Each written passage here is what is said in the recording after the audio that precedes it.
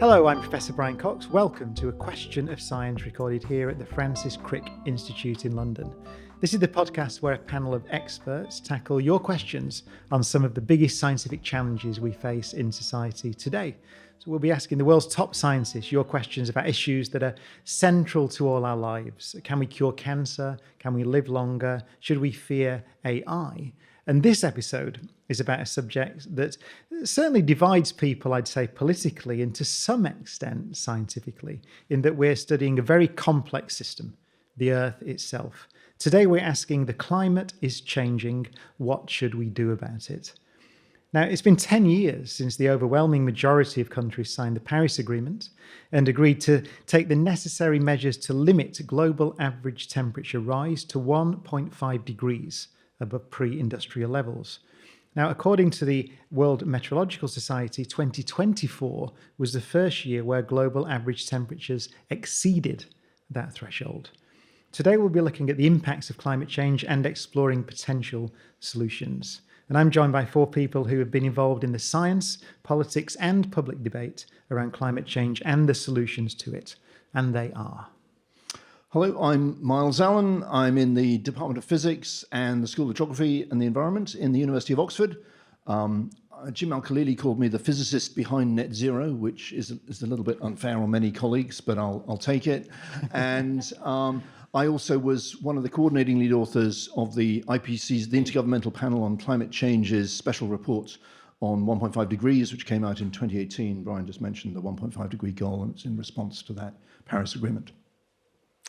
I'm Kathryn Browne. I'm Director of Climate Change and Evidence at the Wildlife Trust. So I work between the nature and climate space at the moment, and have spent around the last 20 years working at the interface of science and policy, mainly in the UK government and for the Climate Change Committee. So I've mainly focused on climate risk and risk in the UK in particular. And I'm Hayley Fowler. So I'm based in the School of Engineering at Newcastle University. I work on a lot of different topics, but particular expert in extreme weather events, forecasting of these, all the way through to climate adaptation. I'm George Monbiot. I'm an environmental journalist and campaigner, and according to the billionaire media, I'm a professional troublemaker. And this is our panel.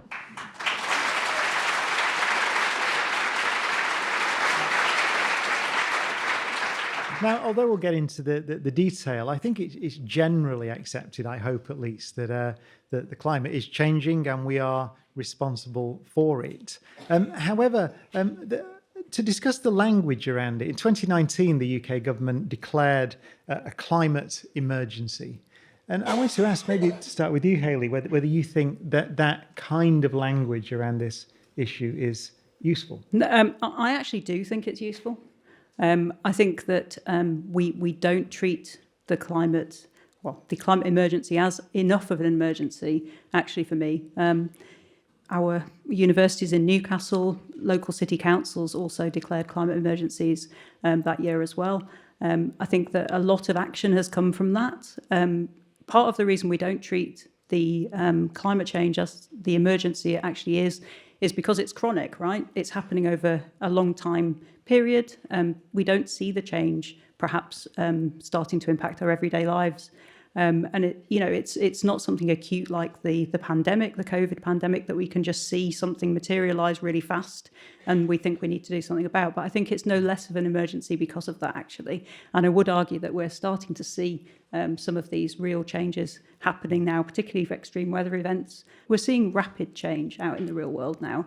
And I think it is starting to become acute and dangerous. I think we need to recognise that declaring a climate emergency does have a downside as well, in the sense that when we declare a state of emergency, it means the government's going to take care of it. And in my personal view, this is not something we can just count on the government or somebody else to take care of. It's something that is much more, I'm sure George is nodding, and I suspect you would agree with me on this, that this is something which is going to involve everybody. Yes, but I think the language is very important, and I think the term climate change is a remarkably vague and neutral term for what we're facing. It's a bit like calling an invading army unexpected visitors. And so, I think climate emergency is a good term. I think climate breakdown is an even better term because, it suggests that there's a trend in one direction and it's not a good one, whereas climate change could be, well, anything might happen. Also, the term global warming, it sounds rather pleasant, doesn't it? But if you say global heating, it, I think, focuses minds a little bit more. Certainly in my role now at the Wildlife Trust, we've done quite a lot of public engagement to see how people feel about this phrasing of the word emergency. And obviously we look at both the climate and the nature emergency. We've lost 70% of our biodiversity since 1970. Again, most people would not see that, would not perceive that, although if you think back long enough, you might start to perceive that. We tend to talk in terms of crises, and I agree with Hayley's point that the issue about emergency is it feels very acute, like there's going to be a start and an end, and we'll all be able to see when we get to the end. And with climate change and nature loss, we don't see that at the moment. It is a long-term crisis, but that doesn't mean we shouldn't be treating it as such. So we use those terms a little bit interchangeably, and they do work with a lot of people, but I'd say you need to test your audience as well to see what works. There are different elements to public engagement over a scientific question like this, aren't there? There's persuading people there's a problem at all. And then, as you said, there is, unfortunately, I suppose, a political element in that we're trying to persuade governments and people to change their behaviour as a result. Do you see any tension? You perhaps alluded to it in the terminology, but do you see any tension between those two goals? Well, we're seeing it at the moment in the UK. I mean, certain parts of the political spectrum are doing quite a good job of somehow turning climate change or climate action into a sort of anti-consumer.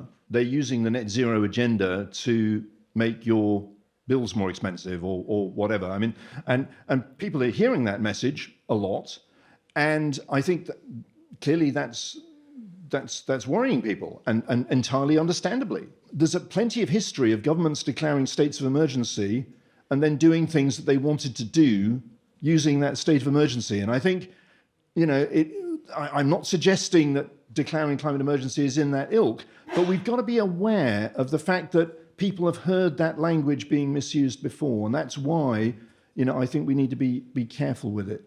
I think a big part of the problem is that climate communication has been left to the market, so to speak. It's been left to people like me and others on the panel. We have to communicate this emergency as well as we can, but we don't have the backing of the state in that. When we entered the Second World War, there was no doubt about where the communication was coming from. The state was leading on it. It said, this is an emergency, the entire country has to rise to it, and people take it seriously when they see it coming from the government. I think, I don't want to diss myself and my industry, they take it less seriously when they see it coming from the likes of me. I want to be nationalised.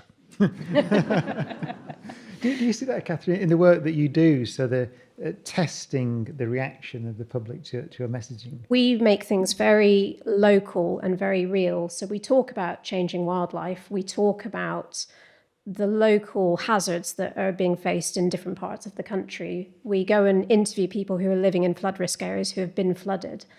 And the support for wanting more climate action, I would say, is absolutely overwhelming in the UK. But we often don't hear those voices loudly enough in the media. And I think that's one of the areas where we should all be working harder to make sure that the voices of everybody are heard on this issue. Hayley, would you like to? Yeah, I mean, I also wonder whether it's the case that a lot of the public don't actually realise how serious the issue is. Part of that is that messaging that we're giving about 1.5 degrees of warming, for example. It doesn't sound very terrifying when you think of it like that, right? Unless you're a climate scientist and you realise the implications of that in terms of extra heat and heat waves and extremes and changes, food security issues, et cetera, et cetera. So that messaging needs to change. And as scientists, we probably need to be less conservative about the messages we're sending out to the public, actually. We need to be more vocal in actually saying what we do know, and that actually we can take action now because we know that certain things are happening already. We know why they're happening. We know what's going to happen to a certain extent in the future, and we can start to plan for that. That leads us very, very nicely, actually, in terms of the particularly the 1.5 degrees. What does it mean to our first question? Yeah, hi, I'm Daniel Johns. And I'd like to know why climate scientists talk in terms of averages, so average global surface temperature, average seasonal rainfall, average sea level rise, when it's the changing extremes in climate that will hit communities hardest. Well, I'm probably one of those scientists who, at the beginning of my career, was guilty of talking in averages. But in self-defense, I mean, we have, as a community, moved on, and we now the main focus of research is actually on how extremes are changing in response to our change. But global average temperature is actually a very handy indicator of a lot of climate impacts. Not everything, but so. I'm certainly not in favour of saying, let's just stop worrying about global average temperature and focus on something else. We've spent 30 odd years getting everybody focused on that, on stopping global warming. If we can stop global warming, we will stop a lot of the impacts on extreme weather from getting worse. And that's the important thing to remember. Just feeding into that question about the difference in messaging between averages and then specific cases or specific events. We have a question on extreme weather events. Hi, my name is May Warren. The Philippines experiences around 20 typhoons annually. As ocean temperatures and atmospheric conditions rise, the typhoons that do occur are likely to become more severe, featuring increased wind speeds, heavier rainfall, and heightened risk of coastal flooding.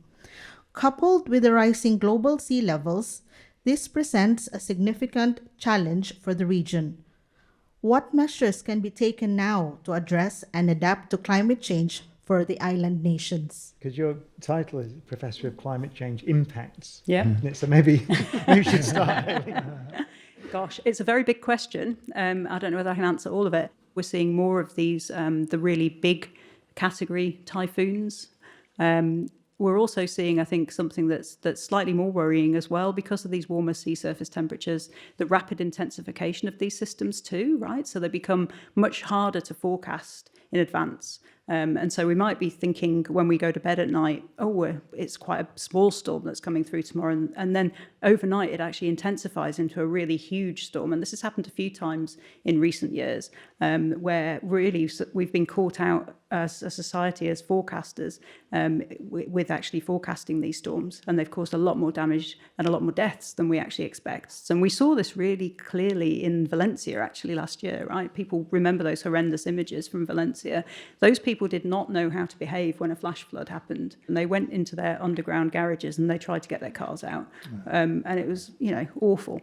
I mean, the other things we should be doing are things that are much more long-term. We try and reduce the effects of big waves and rising sea levels. We plant mangroves, that kind of thing.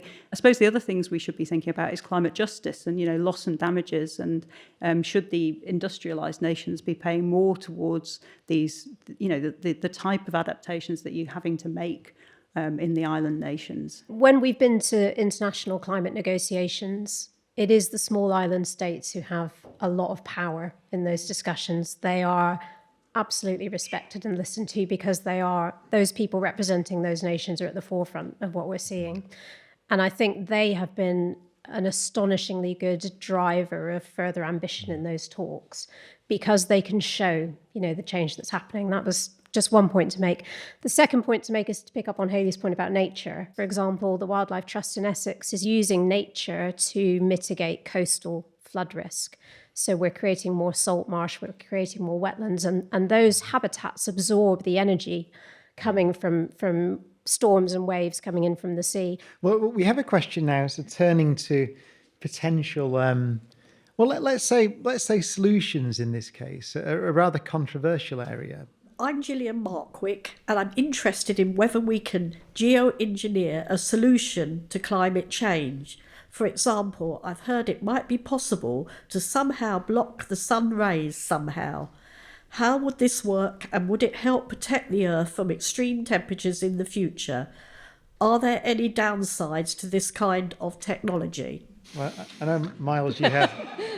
I know from chatting earlier backstage you have opinions. Where do I begin? So yes, it's possible.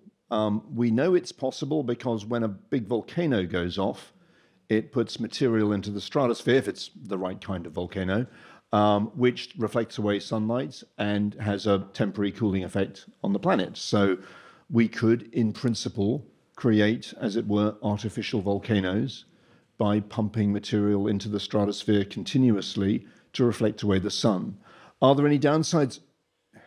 Sure there are. Now, the first point to make is, it's back to this global averages point. There's more to climate than global average temperature. So you might come up with a wheeze to lower the global average temperature, but you discover you've affected global rainfall at the same time. In fact, it's impossible to lower global average temperature without affecting global rainfall. And so it doesn't act as a simple antidote to the impact of rising greenhouse gases. What it does is it masks one of the symptoms. It masks the temperature symptom, but it may, in fact, even exacerbate other symptoms. And so that's, of course, the concern with it. Would we even know what it was going to do before we embarked on doing it? At the moment, not. We don't really have the modelling capability to actually predict what would happen if we started to try and interfere with the climate globally in this way. But the biggest concern for me, actually, if this doesn't sound like enough, is that if you're doing geoengineering, somebody is doing it. Some government, probably, or possibly some billionaire. And they are therefore taking it upon themselves power to control the world's climate. And that strikes me as an incredibly geopolitically unstable situation. Imagine the government of China deciding what climate USA should have, or the other way round. And if the other one decided it didn't like their decision, that's an ugly situation. And that's why I think I pray we will never go there, because I can see the potential for conflict over geoengineering is a complete nightmare. Hayley, you wanted to come in? Yeah, I wanted to come in as well. I don't disagree with you, Myles, at all, but I think it's something that's become much more mainstream in the last decade or so. It's something that's been talked about in very small groups of scientists. And we've got a research programme in the UK now, the ARIA research programme, which has just... the government has just invested £58 million in these types of schemes. And I think alongside that, there's lots of sensible people out there. And I was on a debate, about a year ago with Sir David King, who used to be the government chief scientific advisor in the UK. And he was talking about the need to actually explore some of these geoengineering methods and the need to think about things like refreezing the Arctic now. And I thought, gosh, actually, he's really sensible, and he's starting to talk about these kind of things now. And so, horrifying though they are, maybe they are the things we need to think about. But what I don't think is that we can actually know what will happen if we start to do these things, and also that they're very temporary solutions. We only get cooling as long as that sulfate remains in the atmosphere. With volcanoes, it lasts a year, perhaps at most, even with really big volcanic eruptions. They're quick wins for government, but they're not something that we should be seriously considering as a solution to climate change. But as Myles said, these are questions that require global solutions. And you said perhaps that's part of the danger, that there's geopolitics involved. There's a question I just wanted to, because again, we talked about this earlier, it links in a way. Could the opposite end of the spectrum, so coordinated global action, which I think we all agree is required and difficult, there's just an audience question from Oliver Cridus, which is, what can we do as individuals to impact climate change? It is an interesting question, although I actually think that far too much of the responsibility for dealing with climate change is dumped on the individual, and people feel overwhelmed by it. Don't forget, the personal carbon footprint was invented in the 2000s by BP. There are companies selling products that cause global warming. As long as those companies are allowed to sell products that cause global warming, we will have a problem. And there's a very simple solution, which is governments need to have I'm not allowed to use. Governments need to have the gumption, the nerve to actually legislate to say you can't sell stuff that causes global warming after a certain date. And if you're selling stuff today that's causing global warming, you've got to fix it. Could we go to the next audience question, which is related? It's a different potential technology. Hi, I'm John Kessels, and I'd like to know whether carbon capture storage technology is the emperor's new clothes or imperative to achieve net zero. I know you just spoke, Myles, but I can see from my notes you have a strong opinion on this. So maybe you could give a brief, strong opinion. And I know others on the panel have strong opinions too, so I think you're going to hear them. We are going to generate too much carbon dioxide from burning fossil fuels. I'm saying that with certainty. We may have done so already. So we've got to scale up our ability to get rid of it. And that is, at the moment, carbon capture and storage. That does not mean it has to be paid for by the government. So the UK is now on its fourth attempt at carbon capture and storage. The first three attempts were all abandoned due to cost overruns. It's now committed 22 billion and counting to the latest attempt. It'll be a lot more expensive if it goes ahead. It almost certainly won't, because there are enormous technical obstacles. But the absolute killer on this is that the government has something called Principle H. And Principle H states that if you're going to subsidise any decarbonisation programme in the industrial sector, it has to lead to an overall reduction in greenhouse gases. But there is one exception to Principle H, and that is carbon capture and storage. The government knows it will not reduce our greenhouse gases. In fact, it's being sold in this country as a way of enabling blue hydrogen to be produced. And blue hydrogen is going to be produced from liquefied fossil gas, which is has worse carbon emissions than coal burning does. It's an absolute disaster. This is why it's being promoted by the fossil fuel industry here. It's a way of enabling the fossil fuel industry to continue to sell its wares while pretending to sort out the problem. So it does the exact opposite of what Myles says it does. But George, when we established the cumulative impact of carbon dioxide emissions on global climate back in the 2000s, we just finished burning the first 500 billion tons of carbon, which would take us to 1 degree. 20 years later, we're 40% of the way through the second 500 billion, which will take us to 2 degrees. And we're burning it faster than ever. So we are going to make too much carbon dioxide. We have to get rid of it permanently, and this is the only way of getting rid of it permanently that we know of today. Well, so somehow we've got to scale up our ability to get rid of carbon dioxide, as well as, I'm never suggesting instead of, as well as reducing the rate at which we continue to produce carbon dioxide. We've got to do both. I would like to bring Hayley in, because she was nodding when George was speaking and nodding when Myles was speaking. So I'd like to know what you were nodding at. I just like them both. I agree with both, actually, yes, as you recognised. I think both views are equally valid. What we can't do is keep continuing to extract fossil fuels, right? And that's what you're saying, and I agree with you. And I think that using carbon capture technologies as an excuse to basically exploit more fossil fuels is not what we should be doing. But at the same time, we need to be developing and much faster, actually, scaling up of carbon capture technologies to deal with the remaining fossil fuels that we're going to have to use, right? We're going to have to use some as we transition to net zero, but we need to electrify, and as fast as possible, right? And what I don't think you disagree with each other, actually. No, I think, and what I would agree with George on, I don't know what he agrees with me on, if anything, but what I would agree with George on is that using government money, relying completely on government money to pay for this, is potentially a trap, because it means that, basically some companies make a lot of money selling the stuff that causes global warming, and then your taxes get used to clean up the mess. That's a recipe for disaster. Yeah. So what we need to do is establish the principle that if you want to sell stuff that causes global warming, you've got to clean up the mess. Did you know that in 2022, the difference between what we paid for fossil fuels, oil and gas, in the UK, and what it actually cost to extract and deliver to our homes would have paid for free air capture, capturing that carbon dioxide back out of the atmosphere and putting it back under the North Sea twice over.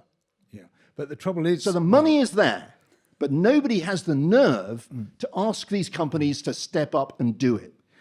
You can make all these arguments and they all sound great, but if the technologies don't actually work it's not They've going to been fly. doing it for decades. Yeah, I know, and it hasn't worked. For decades, it's not managed to wash its own face. The latest direct air capture figures show that the direct air capture plant, which they were assessing, actually produces more emissions than it retires. I'm going to come in Yes, please. because, well, this is quite enjoyable, but just to finish it off. And my producer said, no, you have to get I to the know, next I question, know. but I'd like to give it a few Just more. one more thing to inject into this. There is another way of sucking CO2 out of the atmosphere, and that is trees. And, oh, thank you. And it's very interesting to see the way that the UK government thinks about those two parts of we need to remove CO2. So that's part of all of our net zero planning in the UK. At the moment, the advice going to government says about half of, it's about 30 megatons, 30 million tons. We'll do that with trees and a few other things. And half of it is carbon capture and storage. So they're about equal at the moment. Myles would probably say, well, trees aren't permanent. They're not a good enough solution because they're not permanent. And I think, yes, CCS has problems with permanence as well. But we'd like to see a lot more going into the nature bit and a lot less going into the CCS bit. The problem is, globally, we're counting on our biosphere absorbing a huge amount of carbon anyway. If we think we can continue to use fossil fuels after 2050 and expect the biosphere to mop up that CO2, to continue to mop up that CO2 indefinitely, then I think there's a very high risk that just simply won't be physically possible globally or biologically possible globally. So, I think we've got to recognize that we need, if we are going to continue to use fossil fuels, we need permanent CO2 disposal solutions which don't rely on the biosphere because it's already under such strain anyway. The next question from the audience does go to the heart of this in a sense. Well, it's a question about how we generate energy, essentially. So does it have to be through fossil fuels? Hi, I'm Peter Wiley, and I'm wondering if the quest for net zero in the UK is doing more harm than good. For example, solar farms covering many acres of badly needed agricultural land. It's a really good question. So from a nature point of view, we're very much in favour of renewables in the UK, and I think it's entirely possible to deploy them where you're not reducing food production and you're not destroying nature at the same time. So we have examples. Wiltshire Wildlife Trust has a lovely example of a solar farm where the biodiversity is better than the neighbouring farmland. And it's worth remembering that something like 70% of our land across certainly England is farmland at the moment, and a huge portion of that is growing feed for animals, and we then eat the animals. It's not growing food that's direct for human consumption. So I agree with George that we, to get to where we want to go and to get to where we want to see a more biodiverse, more resilient net zero future, we need to be eating fewer animals. You can use that land for growing crops for human consumption, and there is plenty left over for things like solar and onshore and offshore wind. And specifically, the land in the UK you can use for solar tends to be grade 3B, 4 or 5, which is low-grade agricultural land, which is generally used for pasturing animals. It's not your high grades 1 and 2 for arable farming. So while there can be impacts, particularly visual impacts, and I totally understand why some people might object to having thousands of acres covered in solar panels around where they live, is not much of a food security issue. I just think on this, back to the climate emergency question we started with, getting the UK off fossil fuels, so we're no longer dependent on uncertain fossil fuels, improving the energy security, relying on British energy rather than imported fossil fuels, is all a very good idea. That doesn't mean that everything that's done in the name of net zero is a good idea. We want an energy secure future. We want to stop causing climate change. And we want to do that in a way that's going to preserve the things we love about our country. And I think that's something we need to actually have a much broader conversation with everybody about and avoid some of the, net zeros taking over our rhetoric that's going around at the moment, which I think is it's one of the things that's really dividing our society, and that worries me. So we focus so far on the impact on us, right, on humans, but of course there are also impacts on the natural world, and we have the wider natural world, should I say, and we have a question on that from Aaron Giuliano. Whilst climate change continues to cause destruction and extinction, how can we protect biodiversity and the important benefits it can offer us? Well, that would Shall be I start with that one? I think Georgia wants to Yes. come in as well, but yeah, thank you for the question. I think we know what we need to do, And again, so I work on nature and climate together. That's part of my job that I do at the moment. And as we've been talking about, nature can help us to address climate change, and dealing with climate change can help us to address nature loss. So they're very interlinked. But we have a set of global targets for biodiversity. So similar to the 1.5 degree goal for climate, the target for climate, we have a similar goal for biodiversity, which is called 30 by 30. And that's about protecting 30% of land and sea for nature by 2030. That's actually a goal that the UK government has signed up to, that the global community has signed up to under the Convention on Biological Diversity. But of course, we're not implementing them. You know, the government is falling behind on implementing 30 by 30 quite drastically at the moment. And if we met those targets, we'd be doing the right thing. That's the national level.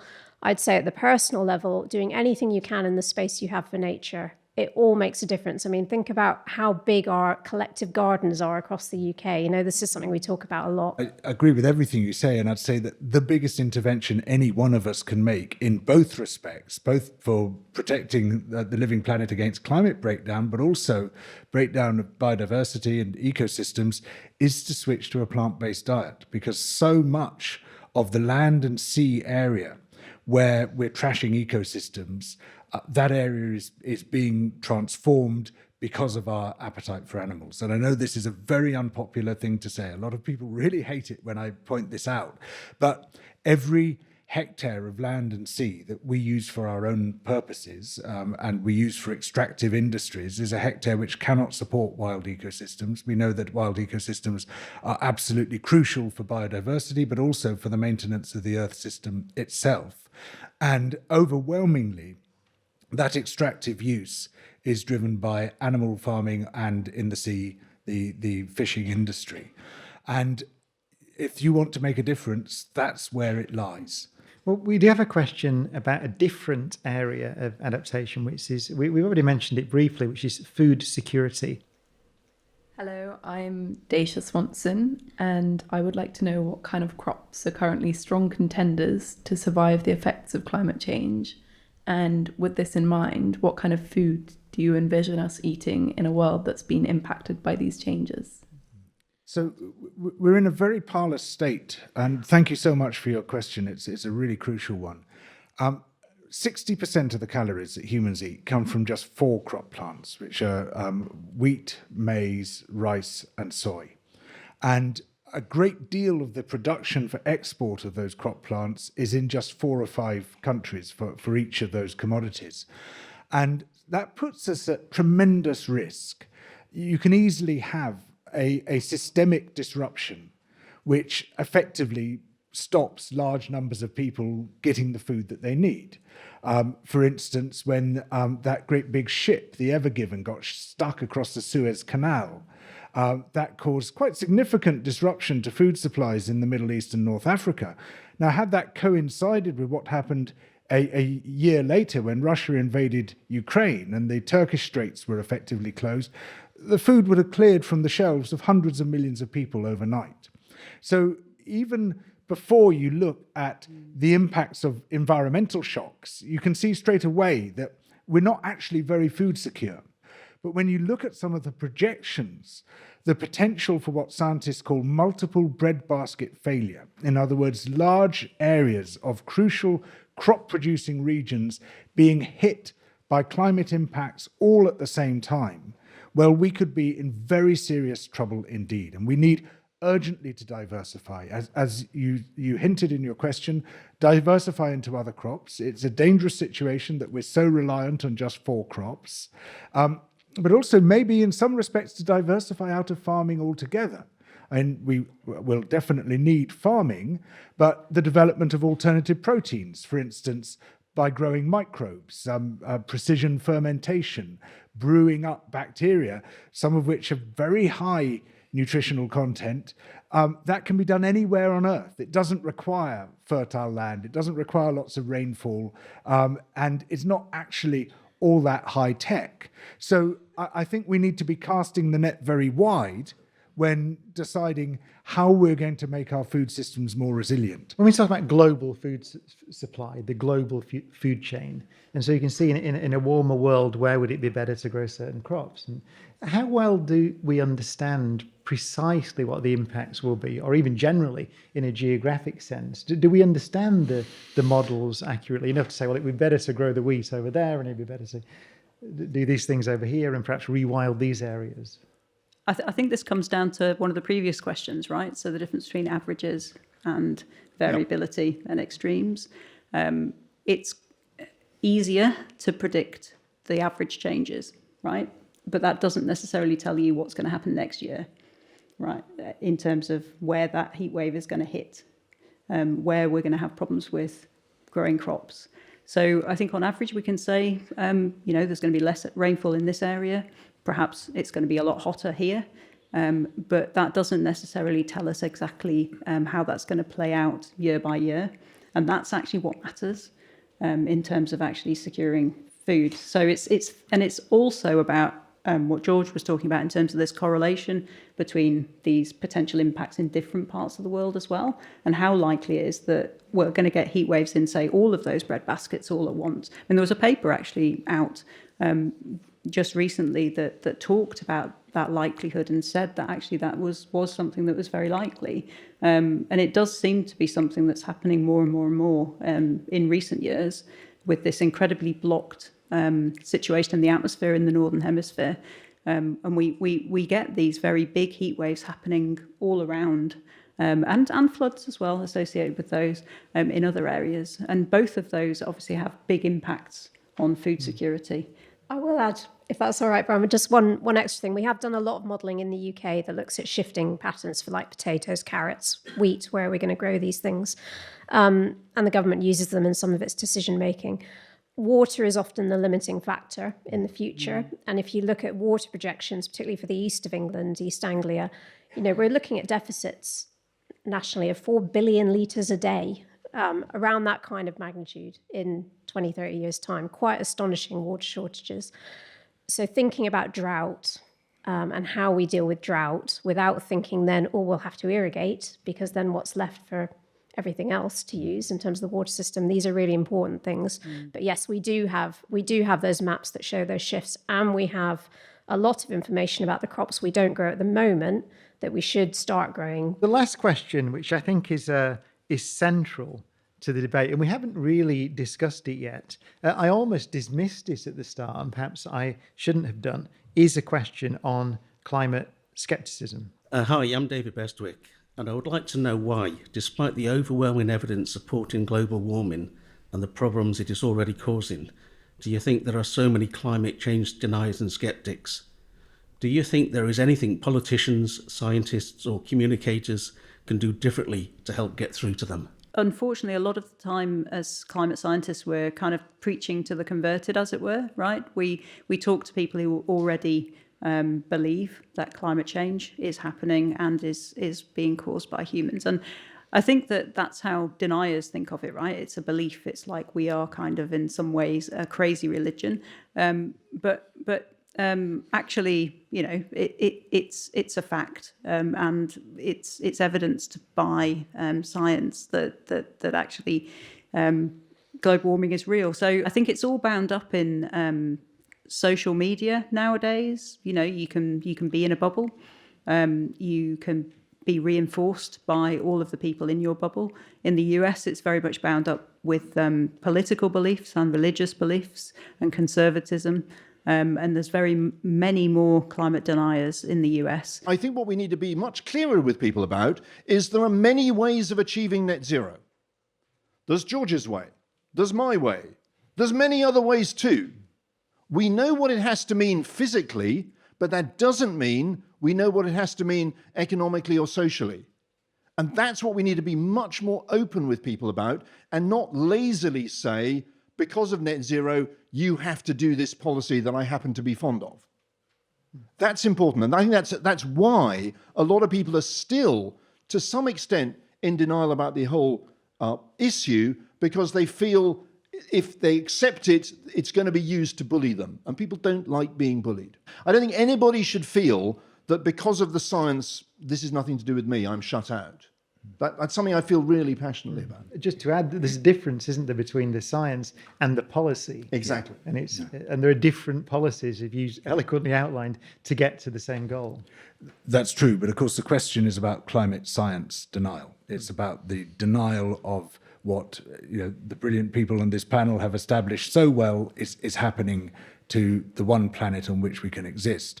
And this is driven overwhelmingly by the fossil fuel industry and other vested interests. And it points to a huge problem with our politics, that the money speaks far too loudly. For the fossil fuel companies, it's a tiny fraction of their profits that they can put into lobbying. They can persuade people that up is down and night is day. And they've become very good at it. There's a whole professional cadre of these deniers. And we need a political system that is robust enough to say, sorry, governments are not going to listen to these siren voices. They're not going to be swayed by the money. They're going to be swayed by the people and what we want and what we need. Yeah, hear, hear. Yeah, no, absolutely agree. I think one of the key things that we do badly is education, actually. And I think that education is key. You wouldn't believe, well, maybe you would believe, how out of date the content for climate change and anything to do with biodiversity as well, actually, or nature, this kind of thing is in our education system, in GCSEs, in A-levels. I was shocked when I found that the right answer to one of my son's geography GCSE questions to, what can we expect as an effect of climate warming, or global warming, I think they used, was the migration of species northwards, right? Anyway, that was the right answer. It wasn't the right answer. I was like, none of those are the right answer. But that one's likely to be. That's being a scientist. So we need much more education. I think that it's telling that when we've held citizens' assemblies, right? We've held those in the mayors have organised those regionally and locally. There have been ones in London. They've got ordinary people from the public together, and a lot of those are sceptical to start with, right? And then they've been talked to by various experts. They've talked among themselves. They've looked at solutions. They've thought about what's going on, and they've come to the conclusion almost unanimously that actually climate change is real and it's a problem, and actually we need to do more about it, right? All of those citizens' assemblies. So when presented with the evidence and able to think through it carefully, people come to the right sort of conclusions. But I think that there's not enough education, and it's how we do that effectively, from